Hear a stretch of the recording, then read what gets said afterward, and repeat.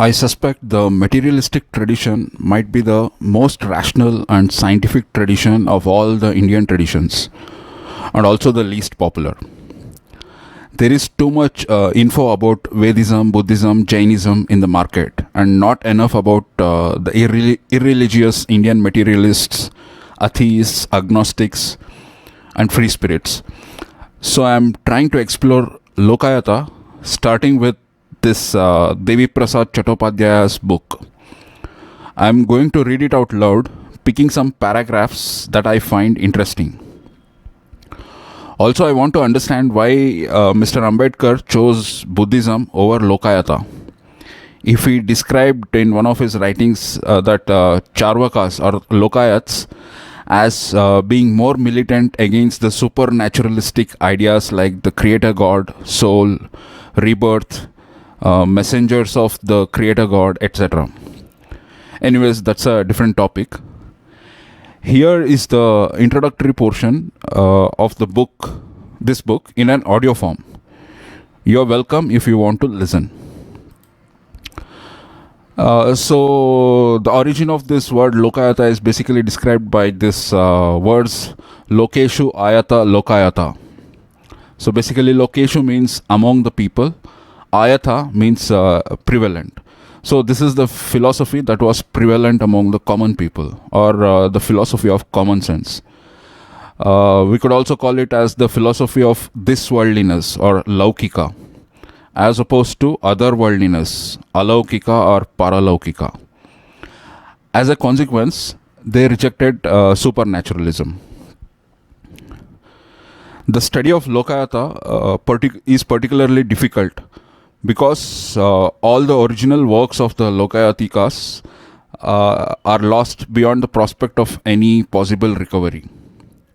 What we are actually left with are merely a few fragmentary survivals of the Lokayata, but all these are preserved in the writings of their opponents. That is, in the writings of those who wanted only to refute and ridicule the Lokayata philosophy. Lokayata thus remains to be reconstructed from the essentially hostile references to it. One of the famous references is Madhavacharya's Sarvadarshana Samgraha. So in this, almost all the Buddhists, the Jains, the Upanishadic guys, the Vedis, everyone tried to refute the Charvakas because it was a dominant ideology or the dominant philosophy prevalent among the people. So it can be noted by what Madhava said about it. So Madhavacharya admitted that the broad appeal of the Charvaka philosophy, opening his summary of the Charvaka with these lines: the efforts of Charvaka are indeed hard to eradicate, for the majority of the living beings hold by the current refrain: while life is yours, live joyously. None can escape death's searching eye. When once this frame of ours they burn, how shall it ever again return? So the mass of men, in accordance with this Shastra of philosophy of enjoyment, considering wealth and desire as the only ends of man, and denying the existence of any object belonging to a future world. The future world here means a future birth. So these people deny all this future birth and other ideas, and they are busy with enjoyment of wealth and desire. And these kind of people follow only the doctrine of Charvaka. That is what Madhava said. Hence, another name for this school is Lokayata. So this is taken from a reference paper, Skepticism in Early Indian Thought by John Collar, 1977, published.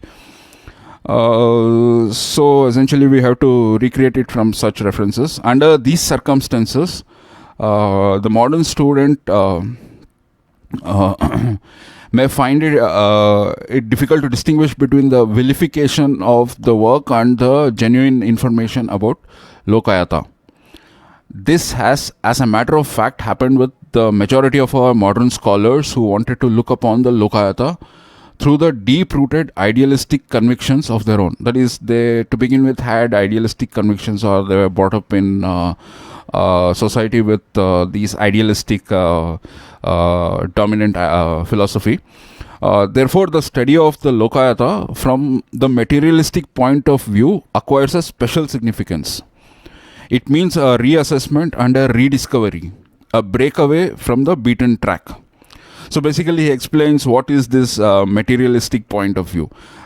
This is basically derived from the Marxist idea, the historical materialism, and he quotes one Marxist professor, George Thompson, to illustrate this point of view further.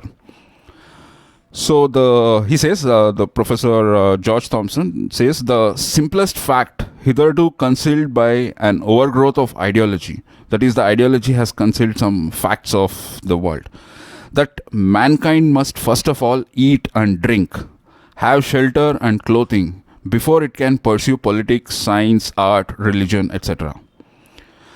And that, therefore, the production of the immediate material means of subsistence, and consequently the degree of economic development attained by a given people or during a given epoch, form the foundation upon which the state institutions, the legal conceptions, the art, and even the religious ideas of the people concerned have been evolved. And in the light of it, these things must therefore be explained. So basically, he explains, depending on this mode of production and the level of economic development, all these arts and religions and science develop or is evolved by the people, or also the state institutions and the legal conceptions. Everything is dependent on this pre-existing socio-economic condition, the economic development state, and the mode of acquiring the materials of subsistence and so on. So this is basically the materialistic point of view, trying to analyze the behavior of people from the underlying socio-economic conditions. So he applies this materialistic point of view on the Vedic literature itself in some later chapter, not in the introduction. We are just illustrating this, how this works. So in a certain sense, the Vedic literatures have a unique importance for understanding of the fundamental questions of all philosophers, namely the question of materialism versus idealism. So this is the major question in philosophy, whether materialism is right or the idealism is right. And this set of literature, Vedic literature, give a lot of understanding about these questions.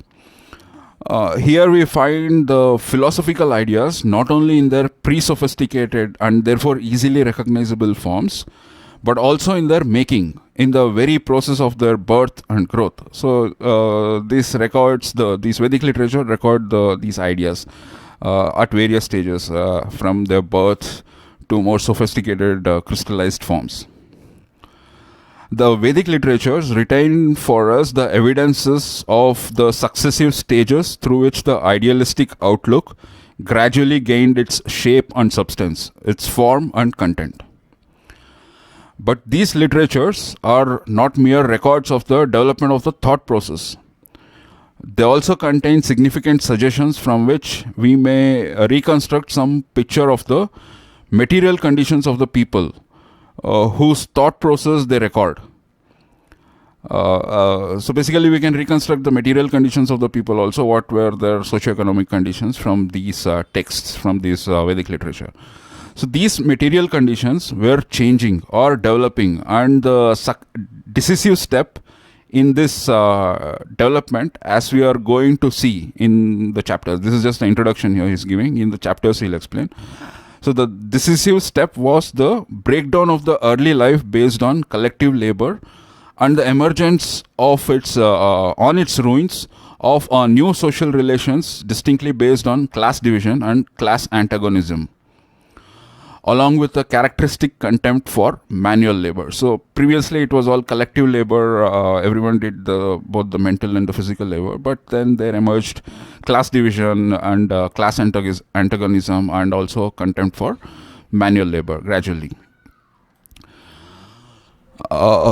So we can see some modern parallels with the Vedic lifestyle. So the Nigantu, the earliest of the glossaries of Vedic words, certainly older than 700 BC, mentioned the word go as one of the synonyms for Prithvi. Go means the cow, and Prithvi means the earth. This led Shayana to interpret the word go as occurring in one of the later riks of the Rig Veda as earth. According to the Nigantu, again the word Aditi was synonymous of go as well as Prithvi. Similarly, Ila stood for Prithvi, go, Vak, which means speech, and Anna, which means food. So these ambiguities tell their own story. The cow meant everything to the Vedic seers: speech, food, and in fact the whole world. One of them even sang that the very Vedic gods were born of the cows, Gojata. And the Panchavimsha Brahmana suggested that the distance of the heaven from the earth could be measured by placing 1,000 cows on top of one another. So obviously such ideas, that is placing cows one top of another, could occur only to a pastoral people to whom cows and cattle meant all they cared for. In the most extravagant expressions, as Winterneeds summed up a basic characteristic of the Rig Veda, cows and bullocks are praised as the most precious possessions. This naturally reminded him of some of the tribal people still surviving on the level of pastoral economy.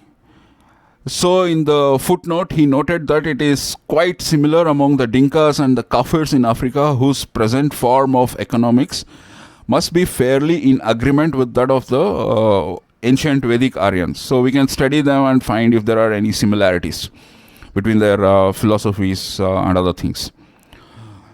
The key to the life and thoughts of the Dinkas of Africa is their pastoral economy. It is because of this that the desire to acquire a neighbor's herds is the common cause of those inter-tribal raids, which constitute Dinka warfare. It is precisely the same reason that gave the early Vedic people the word for war. The old word for war or battle is originally desire for cattle. Gavishti. Gav is cow. Ishti is desire. So Gav Ishti, desire for cattle, is the original or the old word for war in this Vedic people. So this influence of the economic life, that is basically their cow or pastoral economics, this will definitely have effect on the vocabulary of the people. And this is not an exception. It is to be expected, actually. Here is another interesting example. Both among the Dinkas and the Vedic people, the word for clan is also the word for the enclosure for cattle, that is Gotra.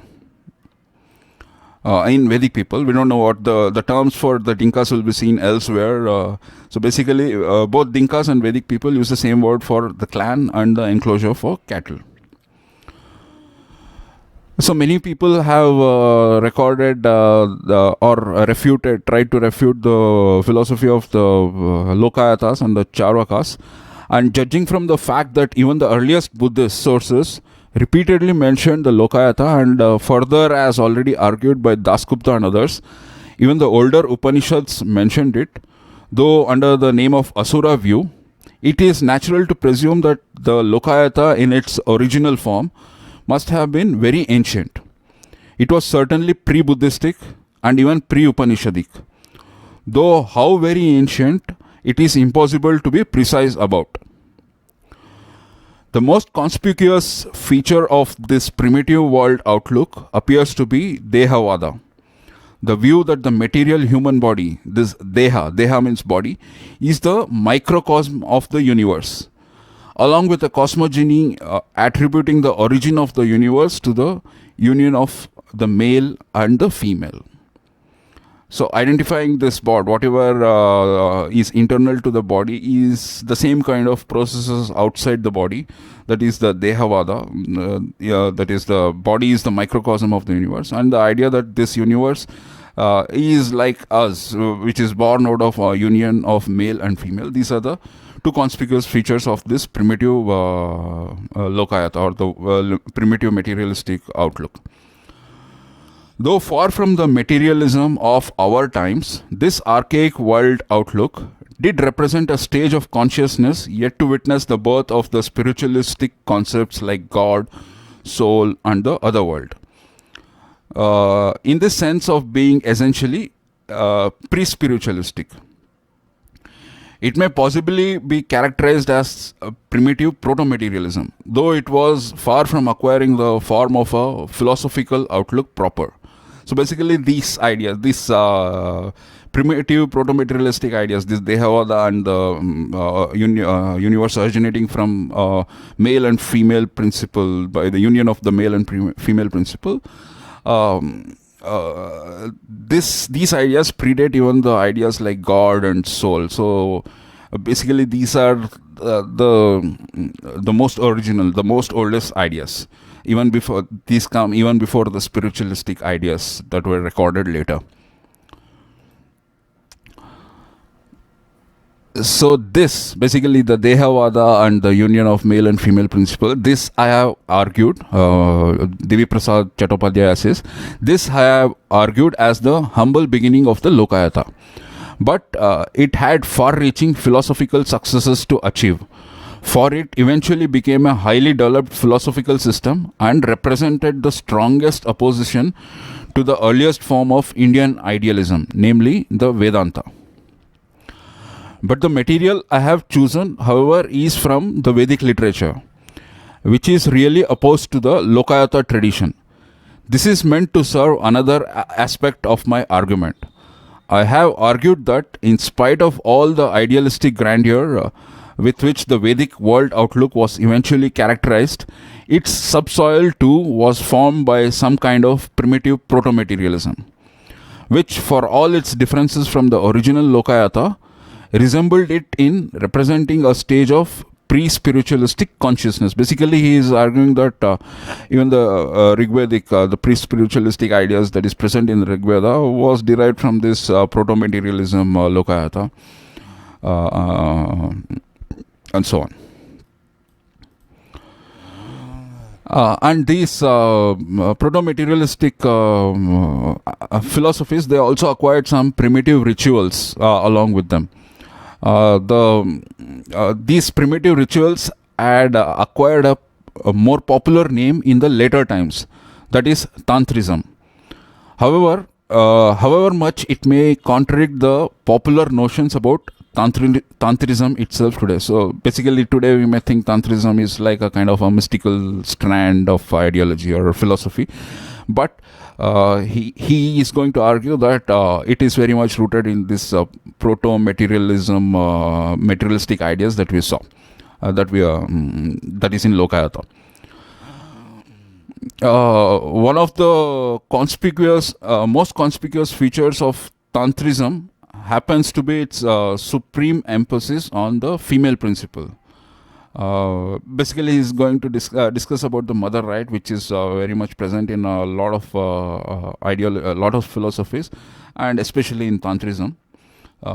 So the Tantrism happens to have supreme emphasis on the female principle called the Shakti or the Prakriti.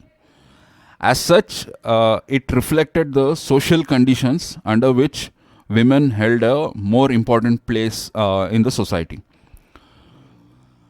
Following Thompson and Briffault, I have argued that because agriculture was the discovery of women, the initial stage of the agricultural economy created the material condition for the social superiority of the female. Following Herrenfels and others, I have argued that further that the mother right in India could have been historically connected with the early agricultural economy, and that it was in all probability violently suppressed in the subsequent days. Yet the peculiar tenacity with which the elements of mother right have survived in the lives of the Indian people is quite striking. Could the reason be that the vast majority of them remained the tillers of the soil? In any case, this connection of Tantrism with the early agricultural economy gave me, that is Devi Prasad Chattopadhyay, gave me the most important clue to its own other features. By contrast, the economic life of the early Vedic people was predominantly pastoral.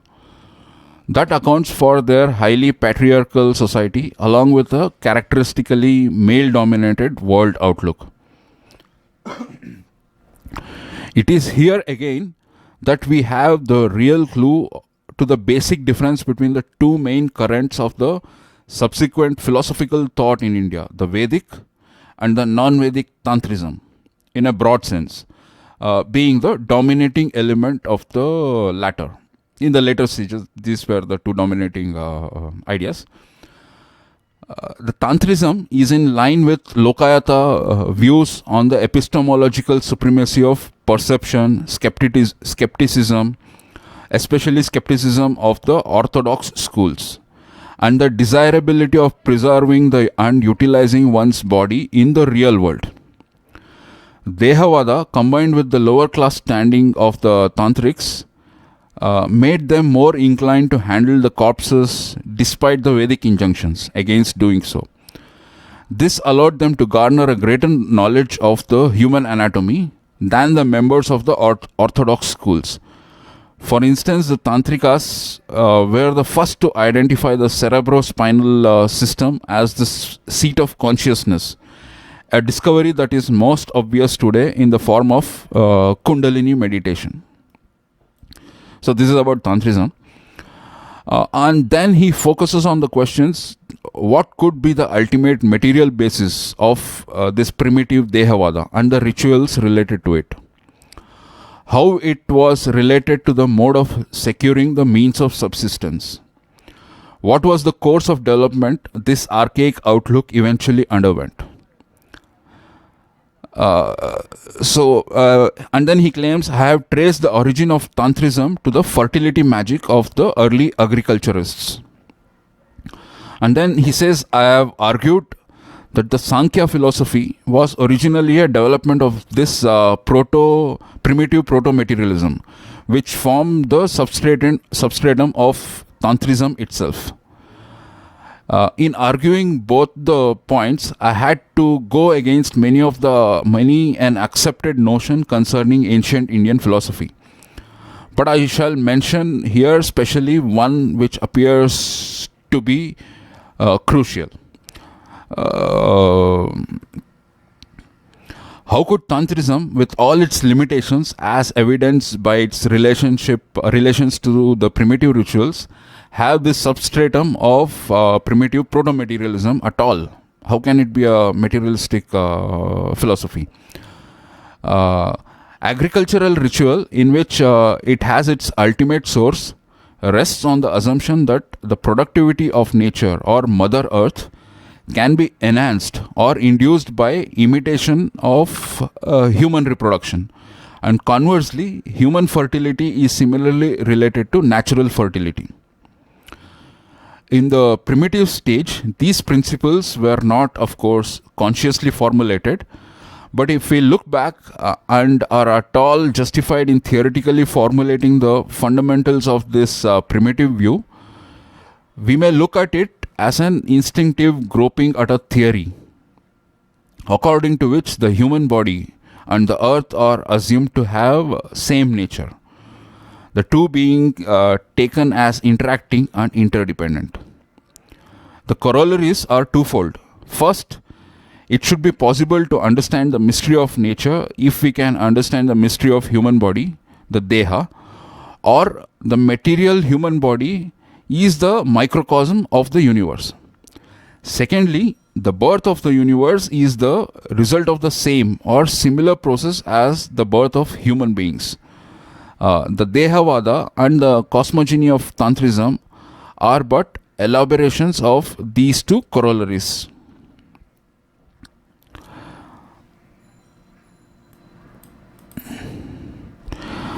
It is not difficult to see that in such a scheme of thought, there is no place whatsoever for anything that may attribute primacy to the spirit. In fact, The earlier receptacles for the notion of the primacy of the spirit, the conceptions of God, soul, and the other world, are conspicuously absent from all these. Thus, with all the ignorance about nature as well as the human body, human consciousness at this stage remains yet to be emancipated from the world and proceed to formation of the spiritualistic or idealistic world outlook. This is not materialism in the mature sense. So, whatever these primitive proto-materialism, Dehavada, and the union of male and female creating the universe, these kinds of ideas are not materialism in the mature sense. Nevertheless, in the sense of an instinctive acceptance of the primacy of the material human body and the material earth on which it lives, it can be characterized as some form of primitive proto-materialism. And then he shows some similarities between Taoism and Tantrism. Taoism in China is like Indian Tantrism, and it was basically magic. But argued Needham, science and magic are in their earliest stages indistinguishable. And this is a point, the importance of which we cannot emphasize too much. What accounts for such an indistinguishable relation between the two, between science and magic? It was manual labor, answered Needham. Magic and science were originally united in a single undifferentiated complex of manual operations. So basically it means that suppose there is a long-term drought and we want rains, then people will may evolve different set of, they may take different set of steps. Some may start dancing for the rain, some may put water in certain place, some may start giving sacrifice of certain animals and all. So these are the kind of manual operations that people end up doing. There are many random things they can do. And they want, basically the end result they want is more rain, and they try a lot of random actions, random laborious actions towards that end. But some of them may work, some of them may not work. Whatever works, if we are empirically inclined and look more into those cause and effects, then we end up with science.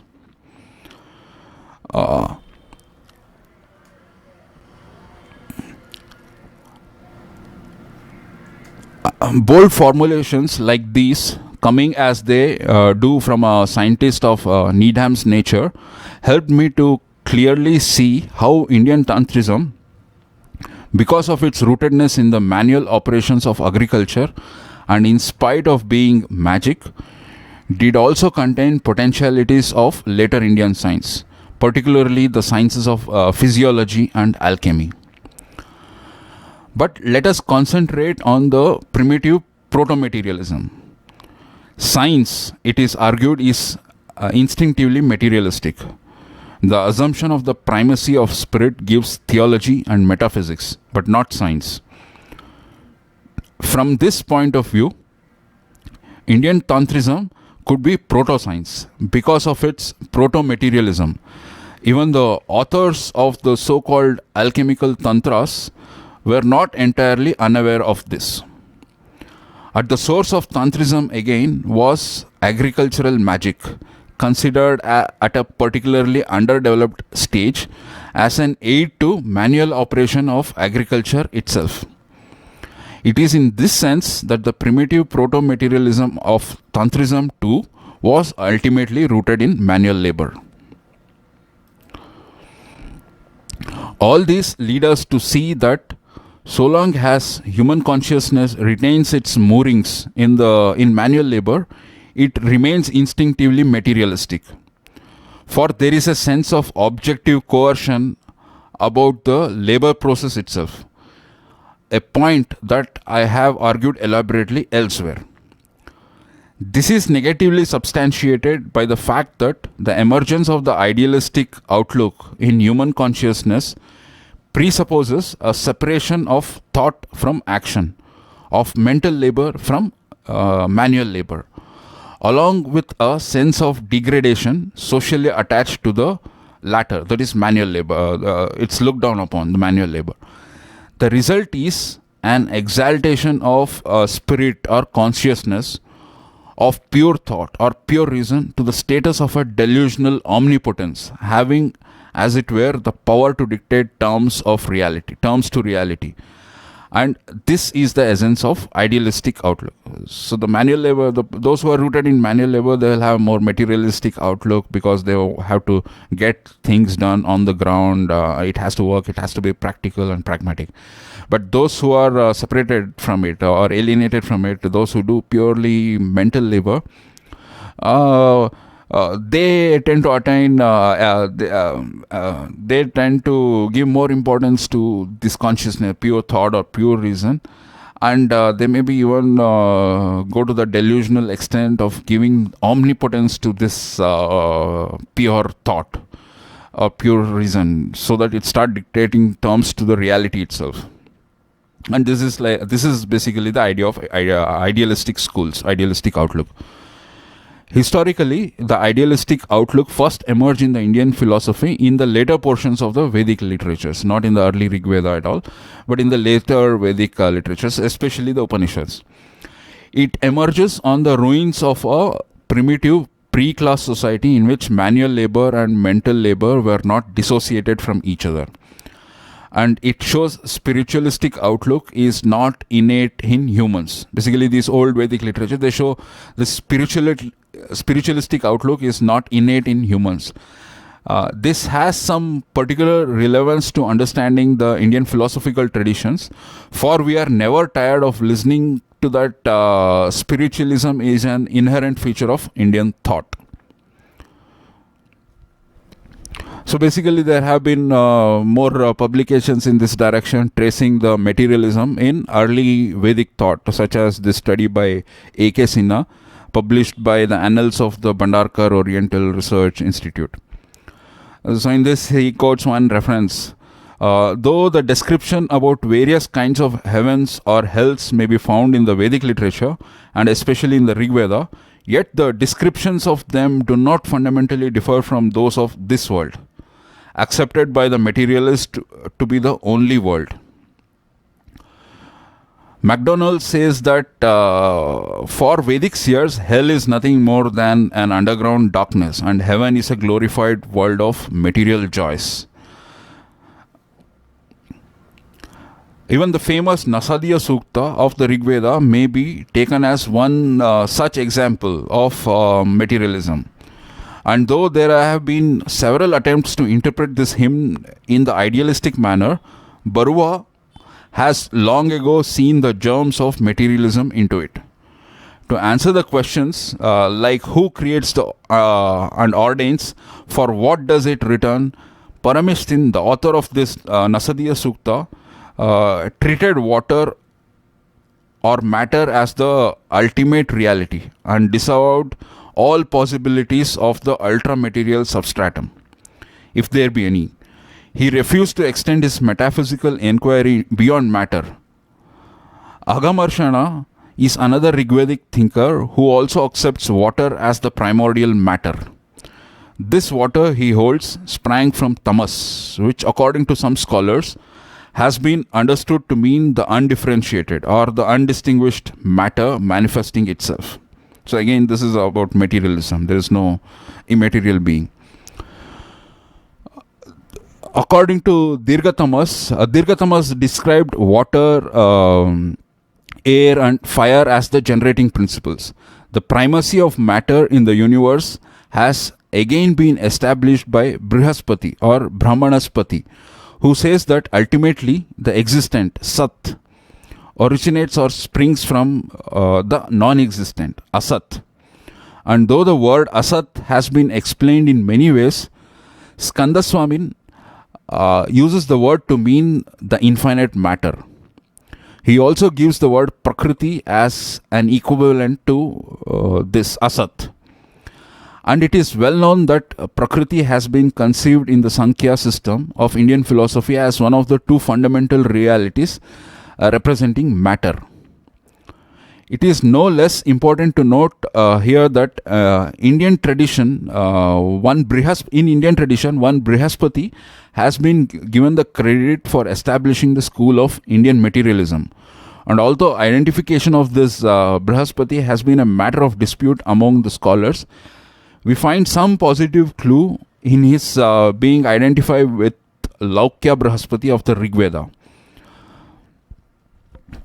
So basically, in Rig Veda, Brihaspati is also known as Laukya, son of Loka, and Loka means world. Which is interesting in this term is that there is a school of thought in later times that is called Charvaka system. It is supposed to have been founded by Brihaspati, and it is also called Lokayatika.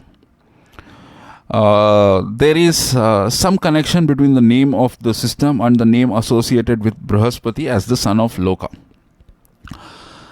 Also in some of the Vedic literature, it is claimed that Brihaspati created this materialism in order to confuse the Asuras or keep them busy with some wrong knowledge so that they do not get and learn Vedas or something like that. So ultimately, basically, this Brihaspati is credited with creating this system of materialism.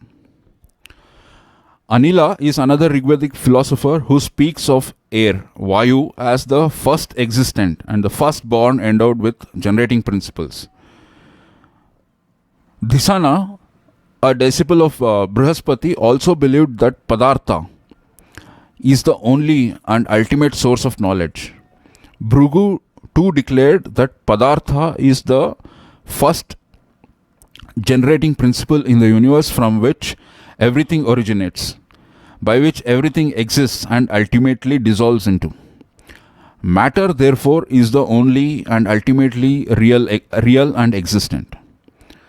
Mahidasa, following Brihaspati, also accepted that earth, air, water, and fire are primary elements, through which everything has been created. But he includes Akasha also in his list, and declares these five as the primary constituents from which not only the universe and human beings but gods also have been originated.